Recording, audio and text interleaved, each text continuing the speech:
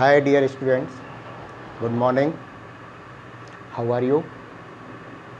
Myself Dr. Devendra Agrawal, mentor chemistry, having the teaching experience of around 20 plus years.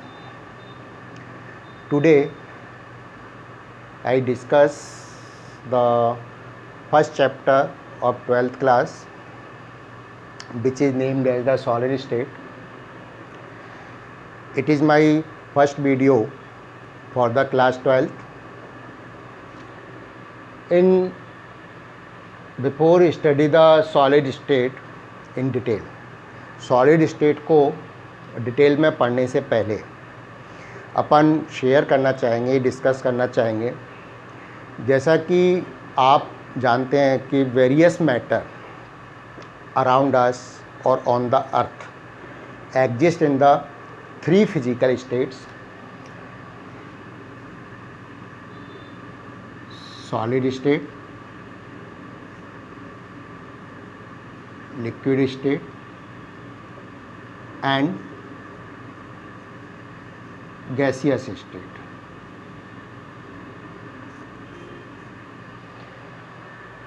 How the solid, liquid and gaseous state differentiated, हम इनको किस तरह से अलग कर सकते हैं on the basis of the interparticle forces, density, compressibility. There are various factors on which they have been separated. इनके बारे में आपने 11th क्लास में जो आपका some basic concept of chemistry था उसमें आपने पढ़ा था इनको किस तरह से सेपरेट किया जाता है। अब उसके बारे में हम डिटेल में ना जाके, चूँकि यहाँ पर अपन किसके बारे में पढ़ रहे हैं, सॉलिड स्टेट के बारे में पढ़ रहे हैं, तो सॉलिड स्टेट को ही हम यहाँ पर क्या करेंगे, ब्रीफ करेंगे। तो जैसा आपने पढ़ा है कि जो every solids on the earth, आपने देखा है इनकी एक बेसिक प्रॉपर्टी होती है, मेन प्रॉपर्टी होती है। क्या होती है? Any solid have the definite mass, volume and shape. आपने देखा है कि सॉलिड का जो मास या वॉल्यूम है वो क्या होता है, फिक्स होता है, डेफिनेट होता है एंड शेप। जैसे मान लीजिए मार्कर है, इसका मास, वॉल्यूम, इसका एरिया और शेप ये हमेशा क्या रहेगी, फिक्स रहेगी, डेफिनेट रहेगी, चाहे हम इसको कहीं पर भी रखें। अगर इनकी जो डेफिनेट शेप और जो वॉल्यूम है वो किसके बेसिस पे है, इनमें उपस्थित जो पार्टिकल्स हैं उनके बीच क्या होता है, इंटर पार्टिकल फोर्स। सो हम क्या कह सकते हैं, on the basis of inter particle forces,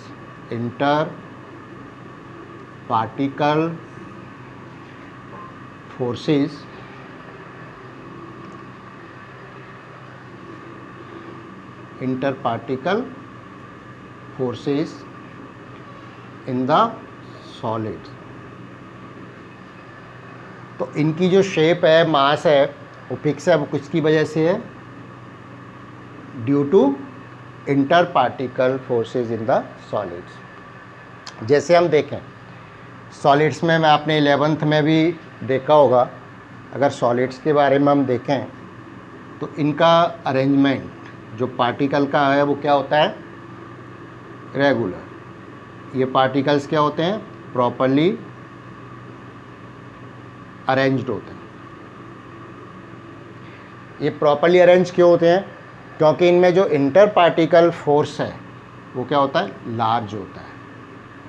सबसे ज़्यादा इंटर पार्टिकल फोर्स होता है किनमें, सॉलिड्स में। और इसी इंटर पार्टिकल फोर्स की वजह से इनका मास और शेप ये क्या रहता है, फिक्स रहता है, डेफिनेट रहता है।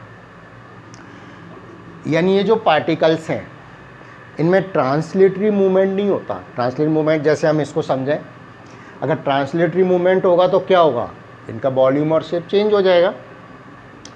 जैसे मान लीजिए अपना कोई भी एक पार्टिकल है, ये सॉलिड पार्टिकल है, तो इनमें क्या होता है, ऑसिलेटरी मूवमेंट होता है, वाइब्रेशन होता है। यानी ये अपनी जगह पर क्या कर सकते हैं, ऐसे वाइब्रेट कर सकते हैं, ऐसे हिल सकते हैं। यानी इनमें जो मोशन होता है वो क्या होता है, वाइब्रेशनल और ऑसिलेटरी मूवमेंट होता है। इनमें क्या होता है, ऑसिलेटरी मूवमेंट, ठीक है। यानी ये नॉट द ट्रांसलेटरी। अगर आप एक जगह से दूसरी जगह ये चला जाए तो ये क्या कहलाता है, ट्रांसलेटरी मूवमेंट।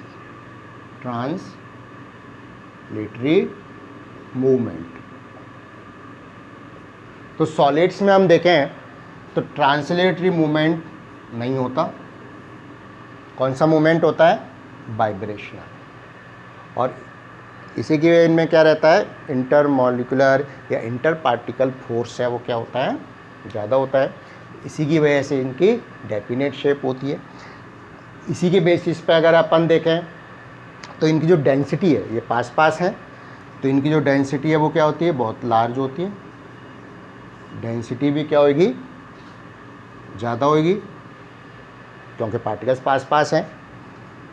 दूसरा अपन इसका क्या कह सकते हैं कि पास पास हैं तो हम इनको कंप्रेस नहीं कर सकते, या अगर हम इसको ज़्यादा दबा नहीं सकते, या इनकी कंप्रेसिबिलिटी है वो क्या होती है,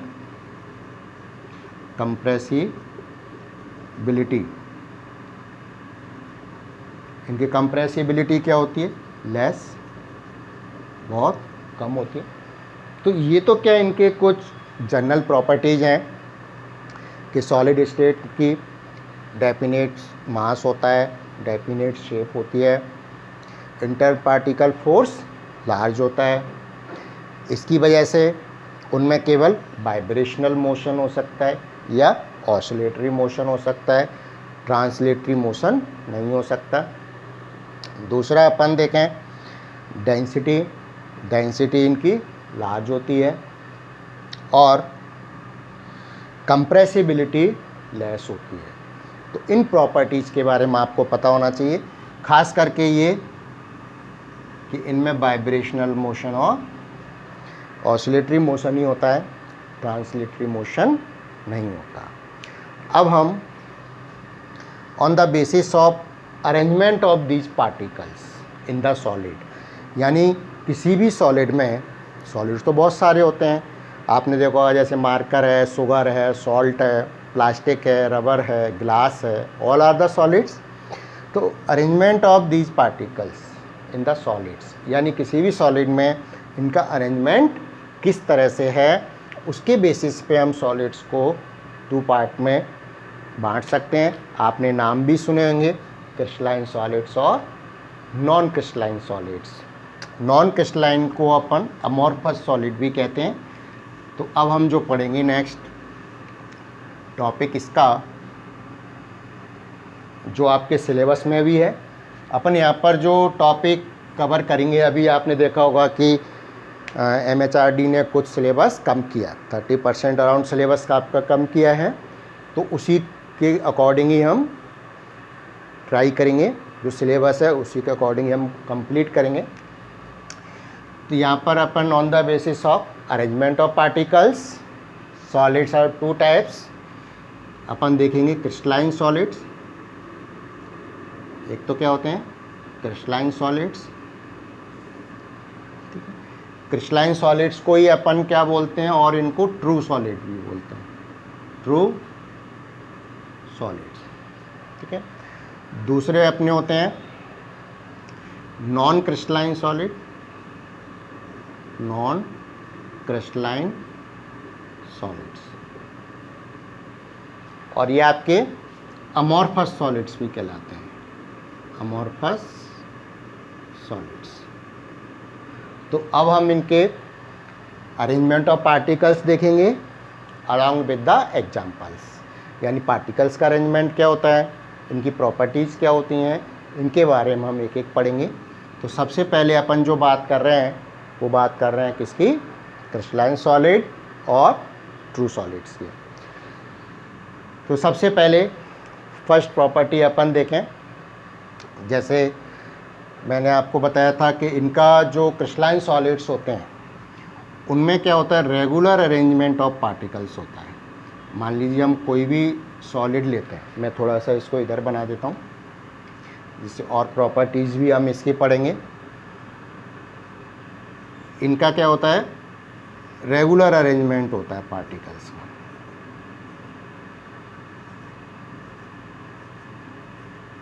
क्रिस्टलाइन सॉलिड में क्या होगा, रेगुलर अरेंजमेंट होगा। अब सॉलिड्स में आप देखो आयनिक सॉलिड्स भी होते हैं, डिफरेंट सॉलिड्स होते हैं, उनमें पार्टिकल साइज भी अलग अलग होता है। जैसे एक मान लीजिए बड़ा पार्टिकल है, जनरली अगर आयनिक सॉलिड्स हैं तो एनाइन क्या होता है, बड़ा होता है, इसके बारे में आप 11th में पढ़ चुके हैं। कैटायन क्या होता है, छोटा होता है। तो ये मान लीजिए अपने बड़े पार्टिकल्स हो गए। दूसरे पार्टिकल्स हैं वो मान लीजिए आपके इस तरह से।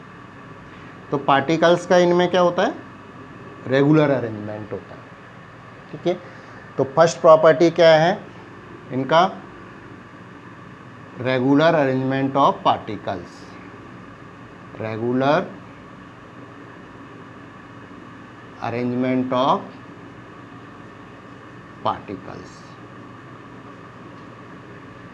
Regular arrangement of particles crystalline solids में। दूसरा मेन पॉइंट क्या है, these solids have the sharp melting point. These have sharp melting point. Melting point. Melting point हम जानते हैं क्या होता है, the temperature, इसकी डेफिनेशन आपने पढ़ी है 9th-10th में भी आती है। the temperature at which a solid starts to melt, यानी वह टेम्परेचर जिस पर के कोई भी ठोस सॉलिड मेल्ट होना स्टार्ट करता है वो उसका क्या कहलाता है, मेल्टिंग पॉइंट। ऐसे ही आपने पढ़ा होगा कि the temperature at which liquid starts to boil known as the boiling point. तो क्रिस्टलाइन सॉलिड्स का क्या होता है, शार्प मेल्टिंग पॉइंट होता है, यानी ये गर्म होता जाएगा, सॉफ्ट नहीं होता, ये क्या होता है, एकदम से मेल्ट होता है पर्टिकुलर टेम्परेचर पे। तो crystalline solids have the sharp melting point की। तो these are the basic things for the crystalline solids और द ट्रू सॉलिड्स। ठीक है, जैसे एग्जाम्पल आप इसमें देखें, सोडियम क्लोराइड है, शुगर है। आप ये घर पे भी ट्राई कर सकते हैं। आप एक स्पून लीजिए, उसमें आप नमक ले लीजिए या शुगर ले लीजिए। शुगर तो ब्लैक हो जाती है क्योंकि उसमें कार्बन होता है। नमक आप लेंगे, इसको गर्म करिए तो क्या होगा, ये गर्म होता रहेगा और एक टेम्परेचर पे क्या हो जाएगा, मेल्ट होना स्टार्ट कर देता है। यानी NaCl का क्या होता है, शार्प मेल्टिंग पॉइंट, एक फिक्स मेल्टिंग पॉइंट होता है। तो ये तो हमने किस में देखा, क्रिस्टलाइन सॉलिड्स और ट्रू सॉलिड्स में।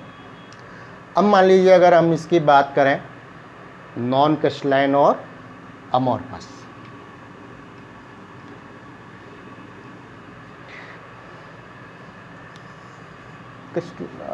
नॉन क्रिस्टलाइन अमॉर्फस से पहले हम एक प्रॉपर्टी और समझते हैं इसकी, वो क्या होती है आपकी एनआइसोट्रॉपी। एनआइसोट्रॉपी, इस पर अक्सर शॉर्ट नोट क्वेश्चन भी आता है। क्रिस्टलाइन सॉलिड्स की एक आपके एनआइसोट्रॉपी प्रॉपर्टी और होती है इसके लिए, क्रिस्टलाइन सॉलिड के लिए। अगर हम यहाँ पर देखें एनआइसोट्रॉपी से मतलब क्या है, यहाँ पर हम कुछ फिजिकल प्रॉपर्टीज़ देखेंगे। फिजिकल प्रॉपर्टीज़ स्टडी करते हैं किसमें, क्रिस्टलाइन सॉलिड में। और फिजिकल प्रॉपर्टीज़ में क्या करते हैं, यहाँ पर हम स्टडी करेंगे, एक तो करेंगे रिफ्रैक्टिव इंडेक्स। रिफ्रैक्टिव इंडेक्स क्या होता है, आपने वो लाइट आती है सॉलिड से क्या होती है, वापस जाती है। तो वो प्रॉपर्टीज़ के बारे में किस तरह से इसमें चेंज होती है वो हम देखेंगे। दूसरी प्रॉपर्टी है इलेक्ट्रिकल रेजिस्टेंस। इलेक्ट्रिकल रेजिस्टेंस, आपने देखा होगा कि पार्टिकल्स हैं, पार्टिकल मूवमेंट करते हैं, तो जब हम इलेक्ट्रिक करंट पास करते हैं तो उनका रेजिस्टेंस किस तरह से चेंज होता है, वो क्या कहलाता है, इलेक्ट्रिकल रेजिस्टेंस। तो इन दो प्रॉपर्टीज़ के बारे में हम देखेंगे क्रिस्टलाइन सॉलिड में किस तरह से चेंज होती है। ये अभी जैसे मैंने आपको बताया था, ये किसका स्ट्रक्चर बताया, क्रिस्टलाइन सॉलिड का। अब अगर हम इन प्रॉपर्टीज़ को टू डिफरेंट डायरेक्शन में इसमें अपन स्टडी करें किस तरह से, जैसे मान लीजिए हमने एक डायरेक्शन तो हमने ली ए डायरेक्शन, ठीक है, और एक मान लीजिए अपन ये वी डायरेक्शन लें। तो यहाँ पर आप देखेंगे कि अगर अपन ए डायरेक्शन में स्टडी करते हैं तो डायरेक्शन के आपके नीचे तो सभी क्या हैं, स्मॉल पार्टिकल्स हैं, दैट मीन्स कैटायन है, और ऊपर हम देखें तो सभी क्या हैं, बिगर पार्टिकल्स, एनाइन। जबकि अगर हम बी डायरेक्शन में देखें तो इधर आप देखोगे बिगर पार्टिकल भी है, यानी एनाइन भी है और कैटायन भी, ऑल्टरनेट आ रहे हैं। सिमिलरली इस साइड भी अलग अलग आ रहे हैं।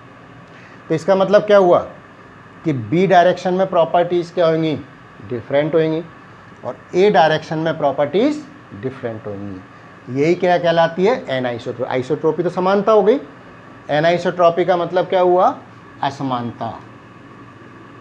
असमानता यानी इनकी प्रॉपर्टीज़ में क्या होती है, असमानता होती है, एनआइसोट्रॉपी। और आइसोट्रॉपी का मतलब समानता। तो हम इसमें देखते हैं क्रिस्टलाइन सॉलिड्स में क्या है। Crystalline solids have the different physical properties like refractive index and electrical resistance in different directions में, है ना। तो ये क्या कहलाता है, आपकी एनआइसोट्रॉपी। ये इंपॉर्टेंट प्रॉपर्टी है। तो crystalline solids represent the anisotropic nature या एनआइसोट्रॉपी प्रॉपर्टीज। तो ये किसके बारे में हुआ, क्रिस्टलाइन सॉलिड्स के बारे में। अगर हम इसको समराइज करें तो क्रिस्टलाइन सॉलिड्स का मैंने क्या बताया, एक तो regular arrangement of particle, sharp melting point, इनका एग्जाम्पल बताया। दूसरा हमने पढ़ा कि क्रिस्टलाइन सॉलिड में क्या होता है, एनआइसोट्रॉपी प्रॉपर्टी होती है।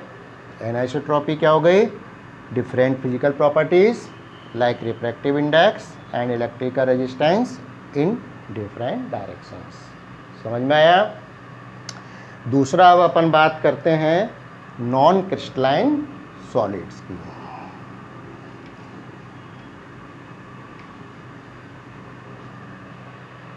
नॉन क्रिस्टलाइन सॉलिड,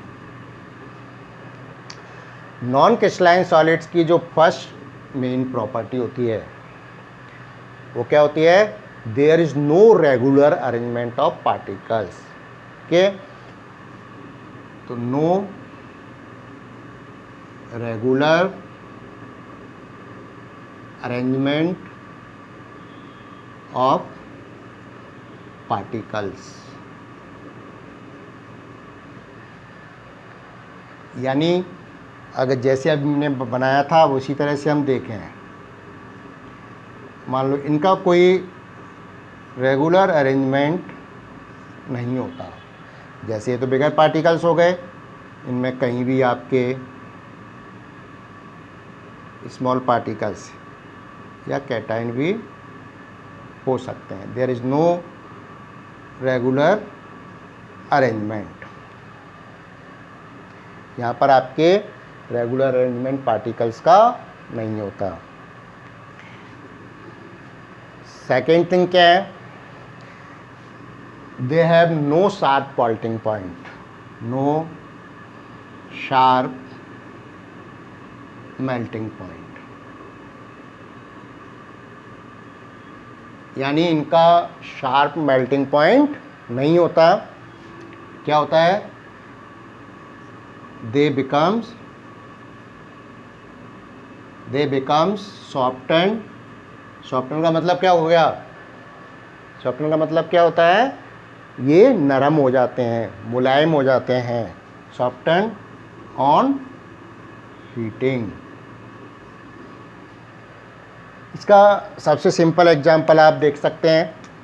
जैसे मान लीजिए अपन प्लास्टिक की बात करें, रबर की बात करें, गिलास की बात करें, अपन देखें, आपने देखा होगा अपन रबर लें, प्लास्टिक लें, यहाँ तक कि गिलास भी, अगर अपन इसको हीट करते हैं तो हीट करने के बाद क्या होता है? जैसे हीट करते हैं क्या होता है? सॉफ्ट होते जाते हैं। सॉफ्ट होते हो तो धीरे धीरे क्या होगा? ये पिघल जाएंगे, मेल्ट हो जाएंगे। ठीक है, तो ये जो आपका सॉफ्टन है और धीरे धीरे पिघल के क्या करेंगे? फ्लो भी करने लगते हैं। जैसे रबर है, रबर को आप हीट करते जाइए, क्या होगा? सॉफ्ट होती जाएगी, धीरे धीरे फिर वो मेल्ट हो जाएगी और बहने भी लगेगी, फ्लो भी करने लगेगी। तो इनका अपन देखें, शार्प मेल्टिंग पॉइंट नहीं है। क्या है? केवल ये हीटिंग से सॉफ्टन होते जाते हैं। तो ये बेसिक डिफरेंस है कि इनका शार्प मेल्टिंग पॉइंट नहीं होता। इसमें आप एग्जाम्पल से आप ये बता सकते हैं। ठीक है, अब हम देख रहे हैं कि इनका शार्प मेल्टिंग पॉइंट नहीं है, सॉफ्ट होते जा रहे हैं, फिर आपके धीरे धीरे फ्लो भी करने लगते हैं। तो इसलिए हम इनको क्या बोलते हैं? इनको हम क्या बोलते हैं? सुपर कूल्ड लिक्विड भी बोलते हैं। It is highly viscous super cooled liquids भी कहलाते हैं। क्यों कहते हैं? ये सॉलिड नहीं है, सुपर कूल्ड लिक्विड्स भी कहलाते हैं। ठीक है, हाईली विस्कस। विस्कस मतलब क्या हो गया? बहुत ज़्यादा गाढ़ा।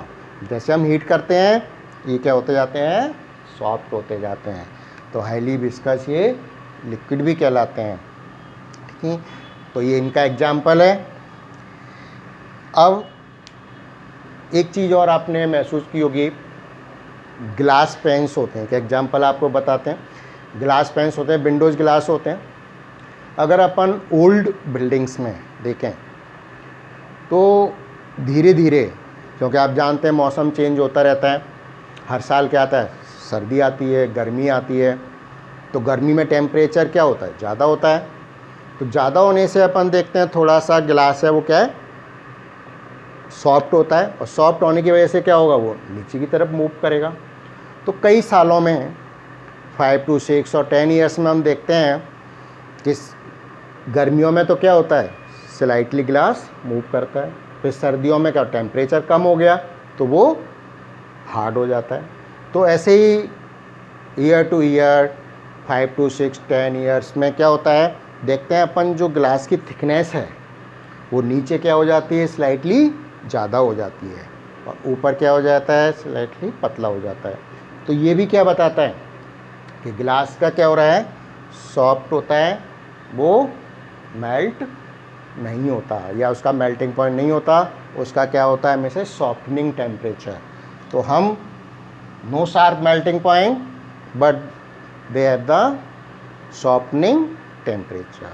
जैसे टेम्परेचर बढ़ाते जाएंगे वैसे वैसे ये क्या है? सॉफ्ट होता जाता है। अब एक मेजर प्रॉपर्टी जो हमने पहले क्रिस्टलाइन सॉलिड में भी पढ़ी थी, एनाइसोट्रॉपी, वो यहाँ पर भी अपन देखेंगे। यहाँ पर वो क्या होती है? आइसोट्रॉपी प्रॉपर्टी होती है। देखिए किस तरह से, non crystalline solids having the isotropy property. Isotropy का मतलब क्या है? जैसे हमने उसमें पढ़ा था physical properties, refractive index, electrical resistance, वो उसमें क्या थी? 2 डिफरेंट डायरेक्शंस में डिफरेंट थी, और यहाँ पर क्या होगा? 2 डिफरेंट डायरेक्शंस में सेम होती हैं। कैसे होंगी? देखिए,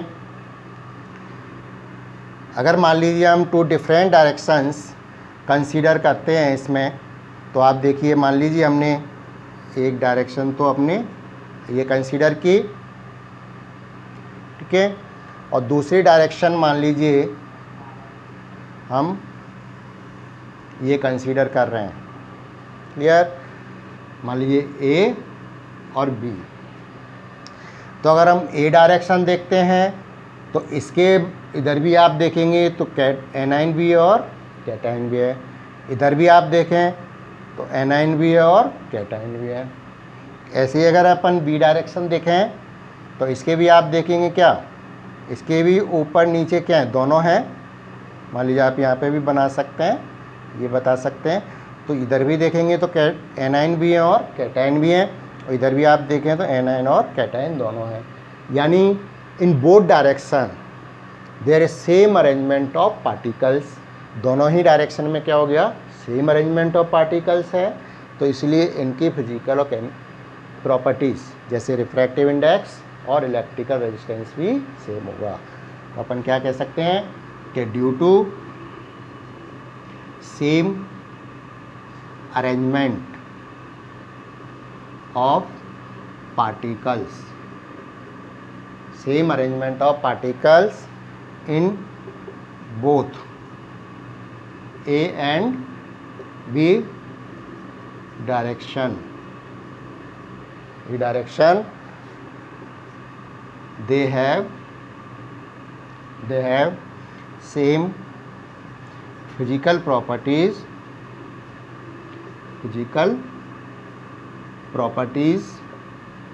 like क्या क्या बताई थी, रिफ्रैक्टिव इंडेक्स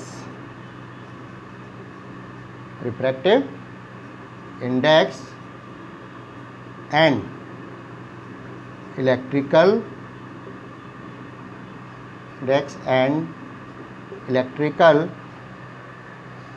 रेजिस्टेंस। यानी दोनों ही डायरेक्शन में क्या होंगी, इनकी सेम फिजिकल प्रॉपर्टीज होंगी, किसकी वजह से, सेम अरेंजमेंट ऑफ पार्टिकल्स। समझ में आया ये प्रॉपर्टी क्या कहलाती है, आइसोट्रॉपी।